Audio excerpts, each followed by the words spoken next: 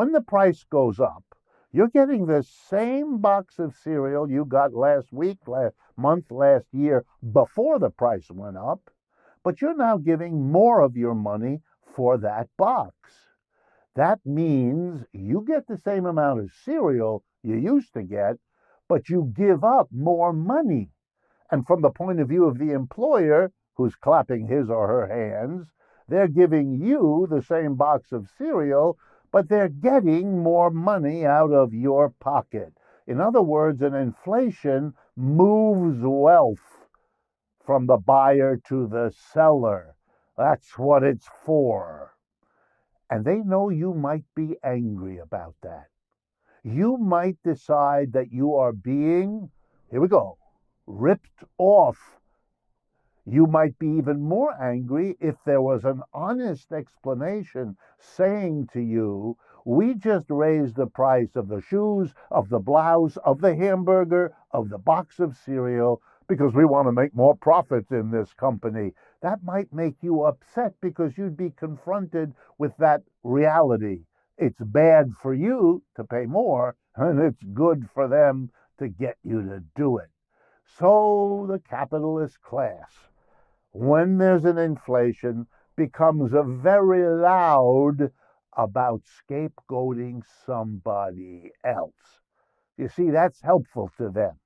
They want us to believe that they didn't raise their prices to make more profits or to protect the profits they already were earning. No, no, no, no, no.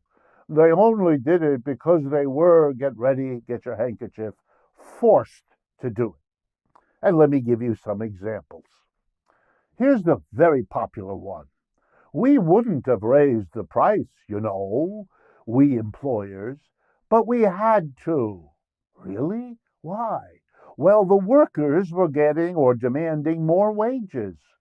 So we had to raise our prices to cover the higher wages. And we wouldn't have done it if it hadn't been those awful working people who demanded more. This is almost always a lie. It would be a lie right now, and the way to explain that is very simple.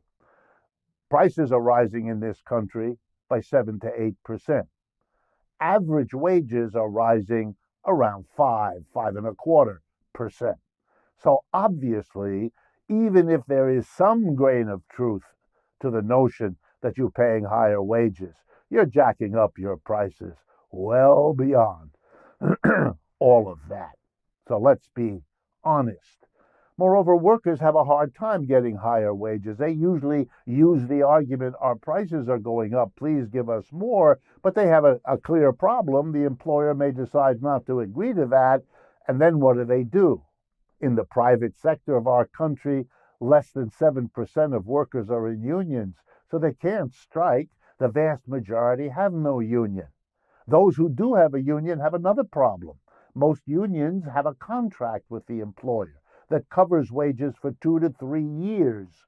You can't raise them in that period. So even if prices are going up, you have to wait for the contract to expire 1, 2, 3 years from now before you can even ask. And it's not at all clear that you will get. So blaming the workers, that's a cheap shot, cheap out, most of the time, very minimally relevant. Here's another one that's really popular these days. There have been disruptions in the supply chain. All right, let me translate that into English. Somehow, goods are not getting through, and so they're scarce, you see. And if we all want them, but they're scarcer than they used to be, those who have some of these scarce items to sell can and will jack up the price. But we shouldn't be angry at them, you see. They're just taking advantage of some disruption in the supply chain. Calling it a disruption in the supply chain is cute. It is a way of focusing people's attention on something else. We can be reminded that there was a big freighter stuck in the Suez Canal a few months ago, and we saw the funny pictures, and maybe that has something to do with it. Well, my answer is, let's not be naive. Every businessman and woman knows that if you can restrict the supply, that then becomes a way to force up the price. All the people who want whatever you're restricting the supply of will compete with one another, bidding up the price to get whatever is scarce. You can pretend that all the scarcity is a force of nature. It just happened. I don't know how it would happen. It's just a disrupted supply chain. But that naivete is really silly. We have a supply chain disruption because it's profitable for the sellers of goods to use scarcity to jack up their profits by raising their prices. And then there's the one I like the most. I call it the libertarian ploy. Libertarians are very, very, very useful to capitalism because they blame all of its problems on the government. This is wonderful. It allows a business to kick its workers, and the workers get angry, not at the business that kicks them, but at the government. It allows a bank to throw you out of your home because you haven't covered your mortgage, and you get angry at the politicians, not the bank that evicted you, not the corporation that fired you. It's remarkable. And true enough, the libertarians come through. And why do we have an inflation? They want us to believe the answer, the government. And not just the government anywhere, but the government that runs the money system, the Federal Reserve, our central bank.